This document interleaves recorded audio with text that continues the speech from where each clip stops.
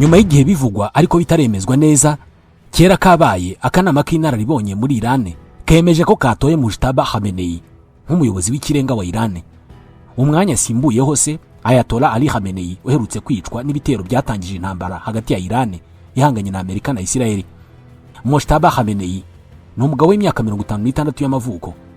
Abaye umuyobozi w'ikirenga wa gatatu ugiye kuyobora Iran kuva iki gihugu cyahindura imiyoborere mu mpinduramatwara yo mu 1979. Itangazwa rya Mujtaba nk'umuyobozi w'ikirenga mushya rigiye guhindura byinshi ku isi nk'uko tugiye kubibona muri iki kiganiro, cyane ko uyu mugabo agiye kuyobora igihugu kiri mu bihe bigoye cyane by'intambara. Ibi bikajyana n'uko hari igice cy'abayobozi bakuru muri Iran batamushyigikiye, ndetse iyi ngiyi ikaba yari imwe mu mpamvu nyuma yo gutorwa atahise atangazwa. Uburyo Mujtaba azitwara muri iyi ntambara buteye amatsiko kuri benshi, gusa mu gihe uyu mugabo afite inshingano zitoroshye, nawe ubwe aracyari mu kiriyo kubera ko ku munsi wa mbere w'igitero cya Israel na Amerika, Mujtaba ntabwo yatakaje se gusa Ali Khamenei, ahubwo icyo gitero cyanahitanye umugore we, mushiki we ndetse n'umukobwa we. Muri ibi bihe by'intambara, umuryango wa Mujtaba wari warajyanywe kuba ku biro bya Khamenei kubera ko munsi yabyo harimo indake yubatse neza, inari mu bwihisho cyangwa se bunker bwakoreshwaga na Khamenei Ali ndetse n'abantu bo hafi ye mu muryango we. Mu gihe rero intambara yari yegereje, umuryango w'uyu mugabo wari wagiyeyo. Icyakora kubw'amahirwe make uza kugwa muri icyo gitero, aho mu masegonda 30 yonyine Israel yarashe misile zirenga 30 kuri iyi nyubako, zihitana Khamenei n'abo mu muryango we ndetse n'abandi bayobozi bagera kuri 49 barimo n'Amerika yatekerezaga ko bazagira uruhare mu biganiro bigamije kurangiza iyi ntambara, nk'uko ibinyamakuru byo muri Amerika biherutse kubyandika. Muri icyo gitondo cya mbere cy'iyi ntambara, Mujtaba nawe yaraharashwe ibisasu, ariko yari mu yindi nyubako itandukanye n'iyo se yararimo. Ni nabyo byatumye ashobora kurokoka, kubera ko na magingo aya amakuru avuga ko uyu mugabo akirimo kwivuza ibikomere yatewe n'icyo gitero. Niyo mpamvu ibinyamakuru byo muri Iran byabyutse byandika ko Iran yabonye umuyobozi umeze nk'intare yakomeretse. Bati Mujtaba ni intare yakomeretse ishaka kwihorera. N'ubu yagizwe umuyobozi w'ikirenga wa Iran, ntabwo amashusho y'uyu mugabo yigeze ashyirwa hanze cyangwa se ngo agaragare yagiye gusuhuza abaturage nk'uko se yabigenje mu myaka 36 ishize ubwo yatorerwaga kuba umuyobozi w'ikirenga wa Iran.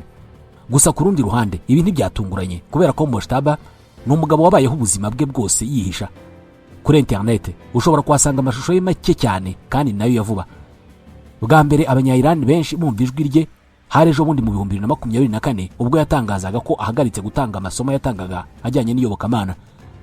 Iyi niyo video ye yonyine yagiye hanze yumvikanamo ijwi rye bwite. Ikintu gitangaje ku muntu ubaye umuyobozi w'ikirenga wa Iran, umwanya ubundi wakunze gufatwa n'abantu bafite izina rikomeye muri rubanda.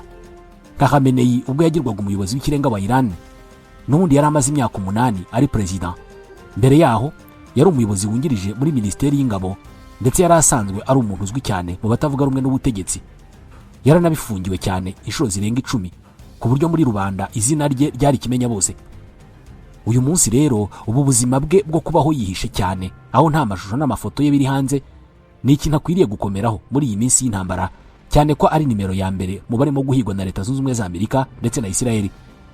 Na mbere yo kuyobora, inshingano ya mbere uyu mugabo afite ni ukubanza gukiza amagara ye, kubera ko abanzi be ubwo ni Israel na Leta Zunze Ubumwe za Amerika ntabwo bigeze na rimwe bahisha umugambi wabo wo kumuhitana nyuma yo kumuhusha ku munsi wa mbere w'intambara.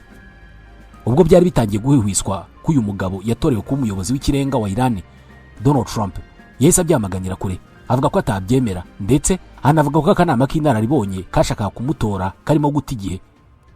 Ati barimo barata igihe cyabo rwose, umuhungu wa Khamenei ntabwo ashobotse. Ati ngomba kugira uruhare mu gushyiraho umuyobozi w'ikirenga mushya wa Iran. Ati umuhungu wa Khamenei ntabwo namwemera. Ati turashaka kuzashyiraho umuntu uzazana amahoro. Mu gihe Donald Trump yitakanye cyane Mujtaba, atari yanatangazwa, ku ruhande rwa Israel nabo bahise bahigira kumwica rugikubita. Minisitiri w'Ingabo wa Israel Israel Katz yavuze ko umuntu wese uzatorwa ari mu mboni za Israel, yongeraho ko barimo gukurikirana ibikorwa byose bijyanye no gushyiraho umuyobozi mushya. Israel yari yanagerageje kwica abagize akanama k'inararibonye kagizwe n'abasaza 88 b'inzobere mu miyoborere ya Iran. Icyakora igitero Iran yagabyaho abagize ako kanama bari buhurire cyasanze bamaze guhungishwa nyuma y'uko Uburusiya bwahaye Iran amakuru y'ubutasi, Iran igahungisha abayobozi hakiri kare. Icyakora Israel ntabwo yaviriye amaho, kubera ko yahise yica Abol Qasem Babayan. Uyu yari umunyamabanga mukuru wa gisirikari mu biro by'umuyobozi w'ikirenga wa Iran. Muri make niwe ibijyanye n'igisirikare byose byarebaga mu biro bikuru. akaba umuhuza w'igisirikari n'ubuyobozi bwa gisivili mu biro bikuru. Uyu mugabo yapfuye mu ijoro ryo kuri iki cyumweru nyuma y'amasaha 8 gusa ahawe izi nshingano. uwo yari asimbuye we yishwe neza ku munsi wa mbere w'intambara. Ibi birakomeza guhamya umugambi ukomeye cyane wa Isiraheli wo kwica abayobozi bakuru ba Iran, bikanarushaho gushyira igitutu kuri Mojtaba kubera ko ukurikije abayobozi bakuru barimo kwicwa mu gisirikari ndetse no mu nzego za gisivili n'abayobozi bari mu nzego zo hejuru, ubundi yakaba yakorana nabo bya hafi. Niba rero Isiraheli ikomeje kubageraho na nyuma y'icyumweru intambara itangiye, birumvikana ko na Mojtaba ari mu mazi abira, ku buryo umutekano we ugomba gukazwa mu buryo bwose bushoboka. Gusa ku rundi ruhande, nagira amahirwe yo kurokoka intambara akayobora Iran nk'umuyobozi w'ikirenga, abatekereza ko Iran cyari igihugu cy'abahezanguni bazabona ko bibeshyaga mu buryo bukomeye. Mojtaba Khamenei ni muntu ki mu by'ukuri?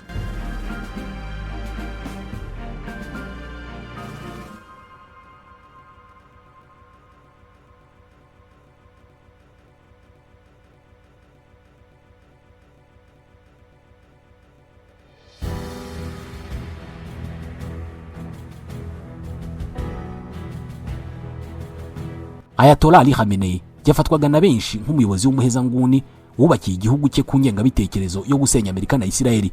Gusa nibavuga ko umuhungu we amurusha ubuhezanguni, ushobora gutungurwa cyane.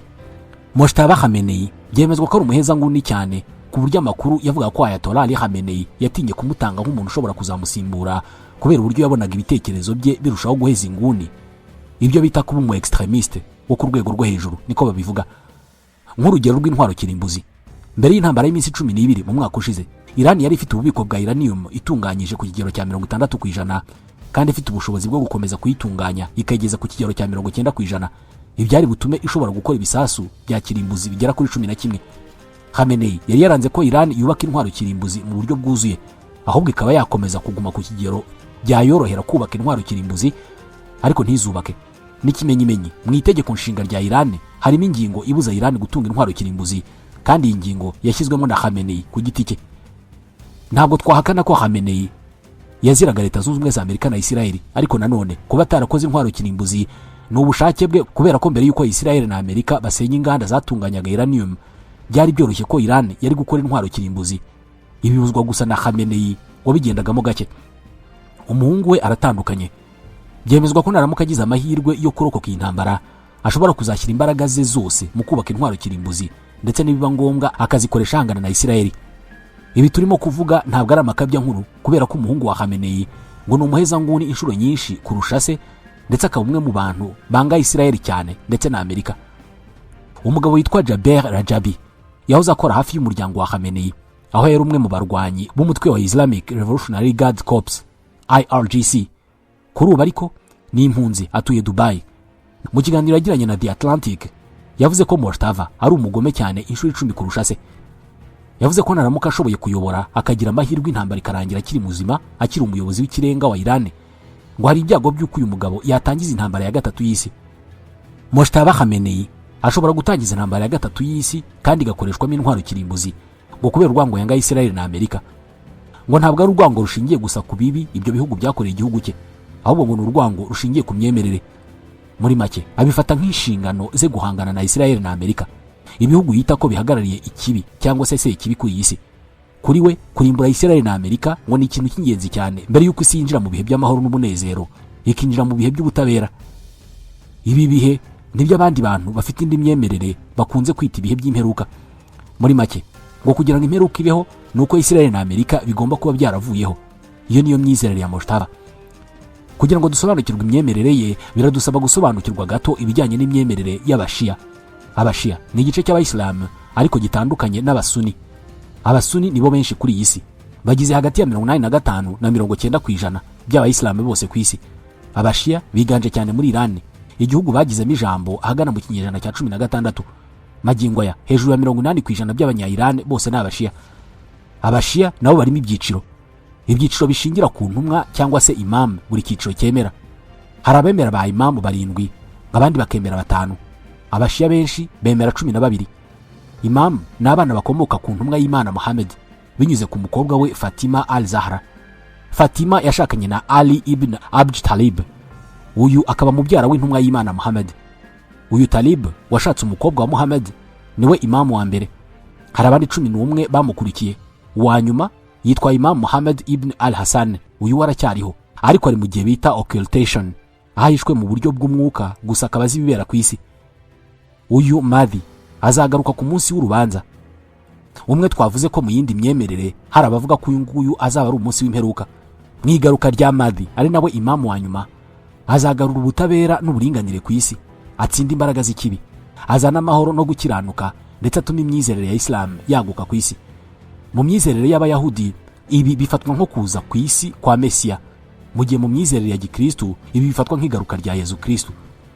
Gusa Abashia bemera ko kugira ngo Imam Mahdi wa nyuma agaruke, isi igomba kuzabanza guca mu bihe bigoye cyane bigizwe n'akarengane ndetse n'umubabaro.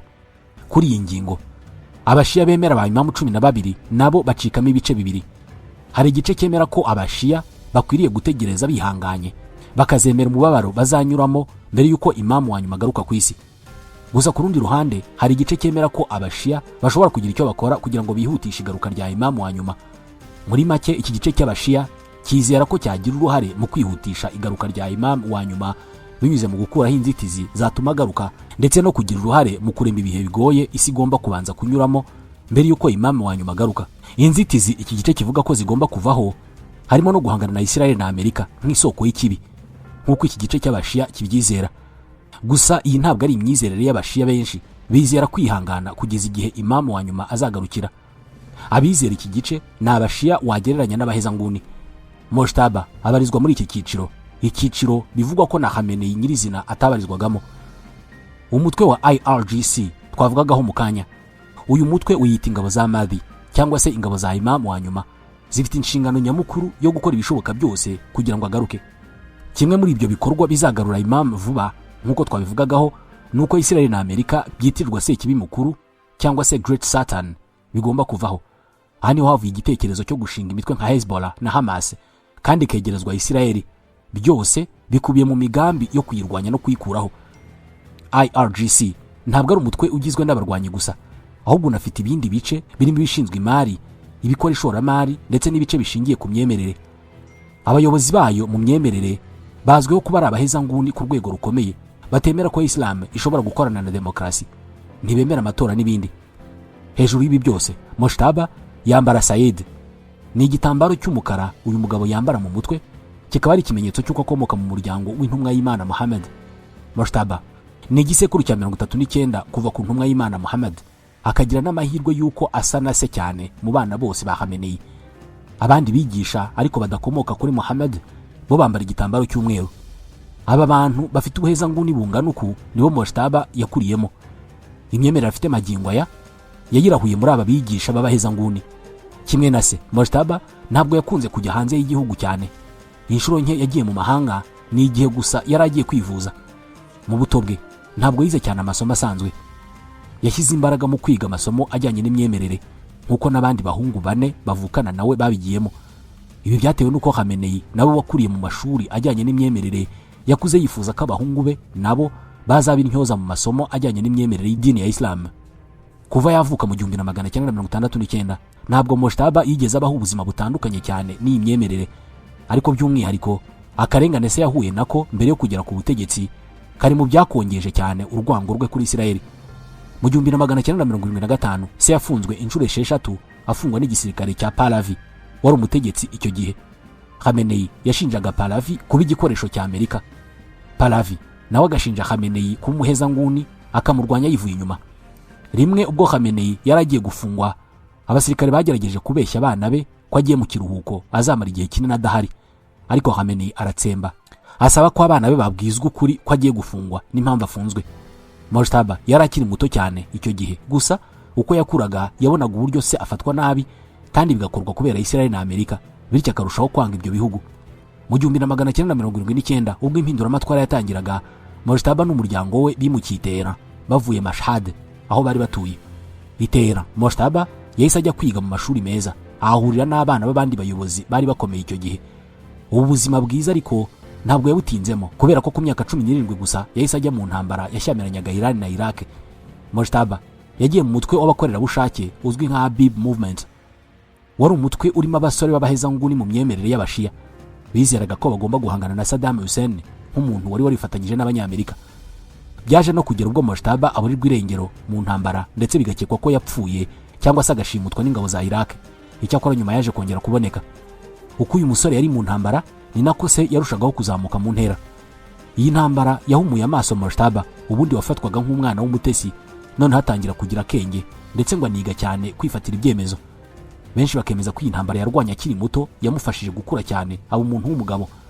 Akiva mu ntambara se yari yarabaye umuyobozi w'ikirenga wa Iran. Feri ya mbere yayifatiye mu masomo agamije kwiga idini neza. Aya masomo nk'uko twabivugaga mu kanya atwara igihe kinini, akaba ariyo masomo ajyana amatitre cyangwa se imyanya mu idini, harimo nka Ayatollah na Grand Ayatollah. Khamenei ubwo yatangiraga kuyobora igihugu ntabwo byari byemewe n'amategeko kubera ko yari afite titre cyangwa se umwanya wa Ayatollah gusa, kandi itegeko nshinga ryavuga ko umuyobozi w'ikirenga agomba kuba ari Grand Ayatollah. Khamenei yanabanje gushaka kwanga kuba umuyobozi w'ikirenga, abwira abagize akanama k'inararibonye ko batazamwumva nabaha amategeko kubera ko bari hejuru ye mu bijyanye n'idini. Byaje kurangira bamuhatiye kwemereza inshingano kubera ko yari yatoranyijwe na Ayatollah Khomeini yari agiye gusimbura nyuma y'igihe gito yari amaze apfuye. Ubwo Khamenei yahabwaga izi nshingano yasutse amarira nyuma yo kugirwa umuyobozi w'ikirenga wa Iran. Uko kuba atarashoboye kugera kuri titre cyangwa se ku mwanya wa nyuma mu myemerere y'abashia byatumye yifuza ko abahungu be bose bazajya kwiga iby'iyi myemerere kugira ngo bazagere ku rwego atigeze ageraho. Aya masomo ntabwo aba yoroshye kubera ko kuyafata ukagera kuri titre cyangwa ku mwanya wa Grand Ayatollah bishobora gutwara imyaka iri hejuru ya 30 no kuzamura, bitewe n'uko umuntu yiga n'uko azamuka, cyane ko nta bizamini bitangwa nk'uko bigenda mu masomo yo mu burengerazuba bw'isi. Nyuma yo kuva mu ntambara ariko ntabwo Mojtaba yakomeje kwerekana ubushake bwo kwiga aya masomo, ahubwo yashyiraga imbaraga mu bya politike. Ku gitutu cyase mu 1999 yagiye kwiga aya masomo y'imyemerere mu mujyi wa Qom, ufatwa nk'umujyi mutagatifu mu myemerere y'abashia. Aha muri uyu mujyi yigishwaga na bamwe mu bahezanguni bakomeye bazwi cyane muri Iran, benshi bakaba bari inshuti za se. Gusa uyu mugabo ntabwo yatinzeyo, yahise agaruka vuba itera ajya gukorera mu biro bya se. Bwa mbere atangira kwiyinjiza muri politike hari mu 1997.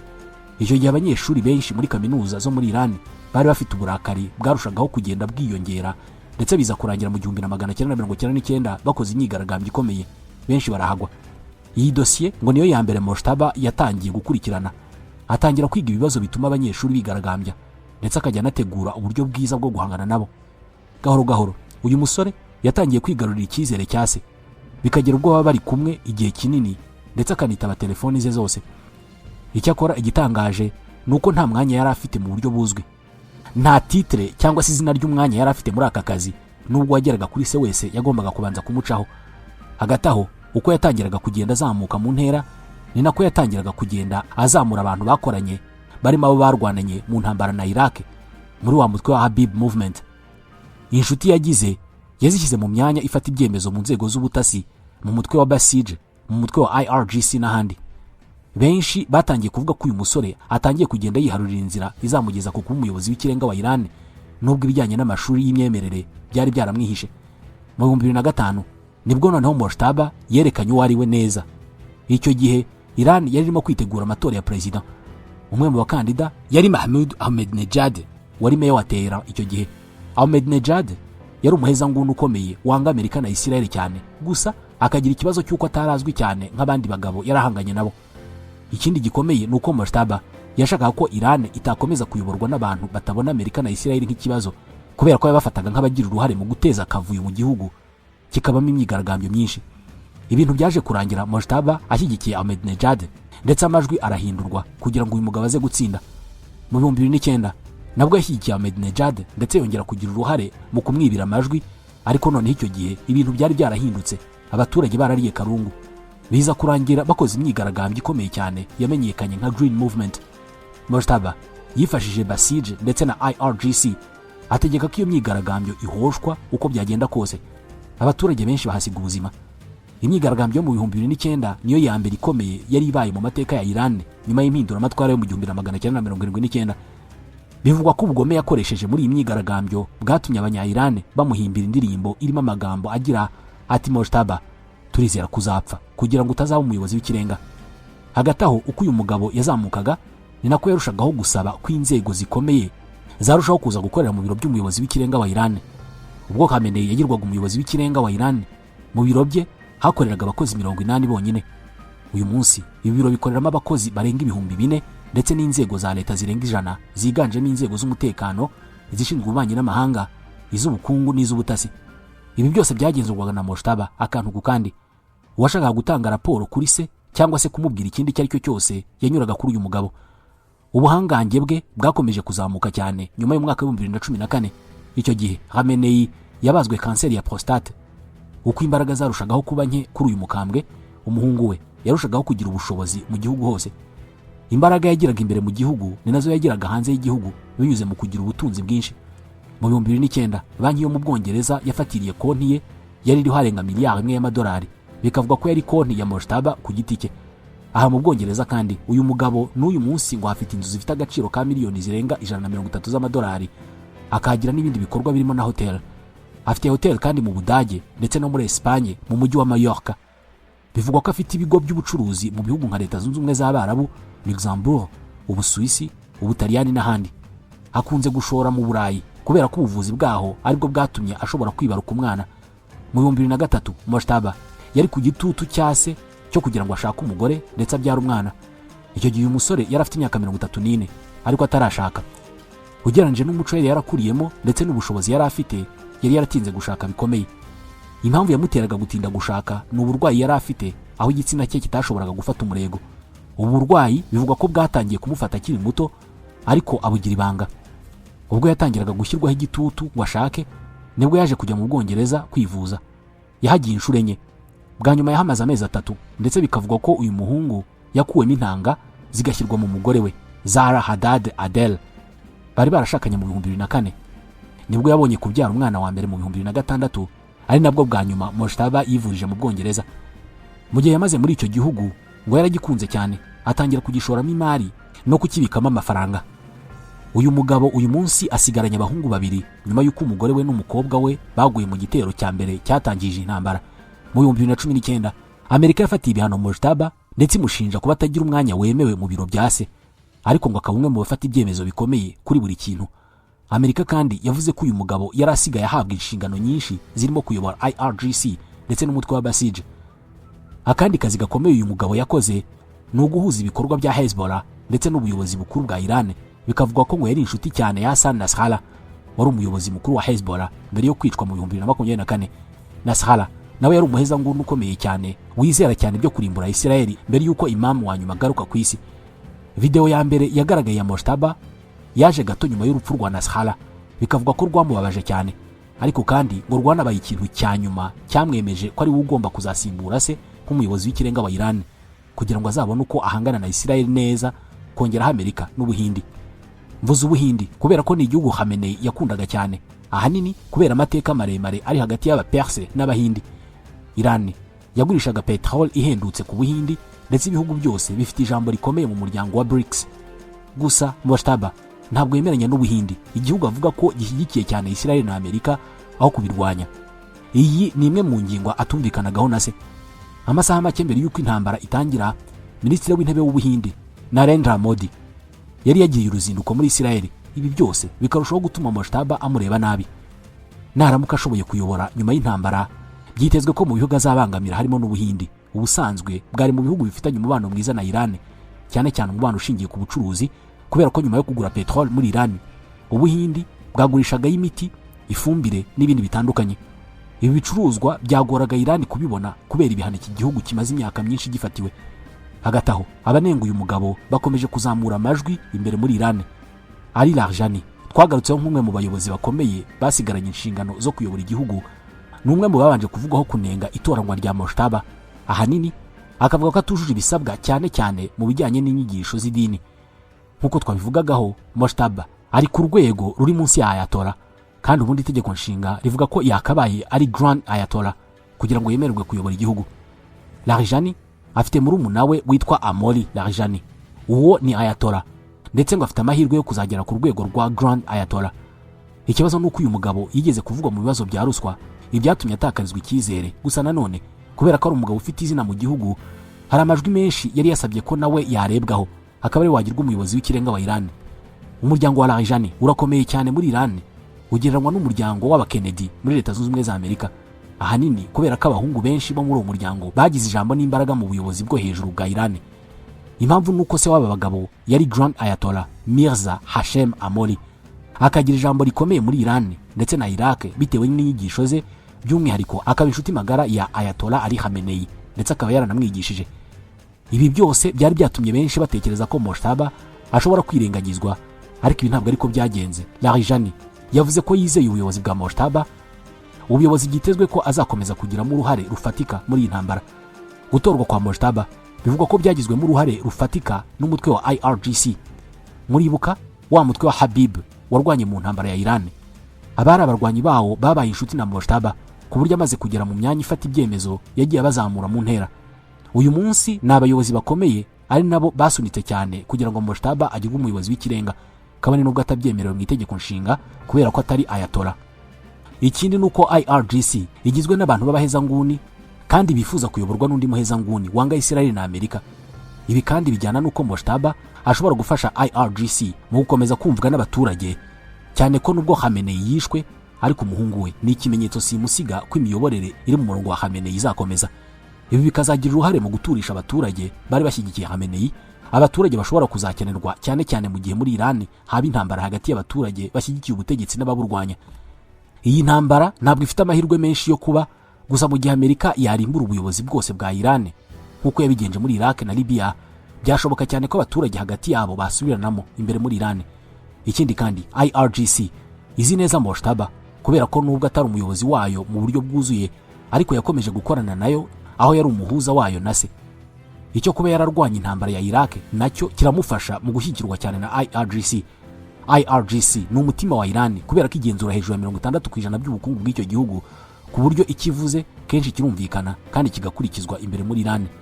Umuntu wenyine uri ku rwego IRGC yose yakubaha ni Mojtaba Khamenei. Itorwa rya Mojtaba Khamenei kandi ni ikindi kimenyetso simusiga cy'uko Iran ititeguye kumanika amaboko, ahubwo yiteguye guhangana na Amerika kugera ku munota wa nyuma. Nkuko twabivugagaho mu kanya, Donald Trump yari yihanangirije Iran avuga ko adashaka ko atorwa Mojtaba, gusa iki gihugu cyamaze kumutera utwatsi gishyiraho uyu muyobozi yari yanze kwemera. Muri make ni nkaho Iran irimo gutumiza Amerika iyibwira ko ititeguye kumanika amaboko no kwemera ibyifuzo byayo. Ibi kandi bituma itegeko rya Donald Trump ryasabaga Iran kurambika intwaro hasi nta yandi mananiza risa n'irihinduka ubusa. Ntawe uzi niba ari igitekerezo cyiza gukomeza kwizera ko Mojtaba naramuka akomeje kuyobora Iran, abantu bakwitegura kuzabona Iran y'amakare menshi, Iran ifite umujinya mwinshi, iharanira gutunga intwaro kirimbuzi, kandi ikaba Iran itazigera yihanganira abaturage b'imbere mu gihugu babangamira inyungu zayo. Ibitangazamakuru byo muri Iran byavuze ko Mojtaba ari umugabo w'amahoro, akaba umugabo uzi cyane ibijyanye na teknoloji igezweho, akamenya ibya gisirikari, umutekano, amahame ya politike ndetse n'iby'igihugu gikeneye kugira ngo gishobore kwikura mu bihe bikomeye kirimo. Ibi bihe ntabwo ari ibihe by'intambara gusa, kubera ko na mbere yayo Iran yari ihanganye n'ibibazo by'ubukungu bikomeye. Ifaranga ry'iki gihugu ryataye agaciro bikomeye. Umuriro n'amazi muri Iran nabyo byabaye ingume, ndetse Iran iri mu bihugu bike cyane ku isi aho ingano ya proteine abaturage barya ku mwaka yagabanutseho 40% hagati y'umwaka wa 2013 n'2025. Iri gabanuka ni ikimenyetso cy'uko ubukene bwasubije inyuma ibiryo abaturage baryaga ku buryo batakibasha kwigondera iby'ibanze bakeneye. Iran iri mu bihugu bitarenze 5 ku isi byagize irigabanuka, nyamara bitari mu bihe by'intambara, kubera ko imibare yo muri ubu bushakashatsi bw'umuryango mpuzamahanga ushinzwe ibiribwa ni iya mbere y'iyi ntambara. Mojtaba avuga Icyarabu ndetse n'Icyongereza ndetse n'Igiperse. Hari abatekereza ko uyu mugabo ashobora kuzaba nka Mohammed bin Salman uyobora Arabia Saudite, akazana impinduka mu gihugu ndetse akagifungurira ishoramari mpuzamahanga. Gusa abazi neza uyu Mojtaba bakemeza ko ibingibi atari ko byagenda. Hagati aho nk'uko byari byitezwe, ibyavuga ko uyu mugabo ashobora kwicwa hadaciye kabiri birimo gucicikana impande zose, aho yaba Amerika na Israel bose bavuze ko bazakora ibishoboka byose Mojtaba akicwa atamaze kabiri. Ibi bizashoboka? Iyi ntambara mu by'ukuri iragana he? Tubashimiye ko mudasiba kutwumva. Nitwa Ismail Mwanafunzi, naho ubutaha.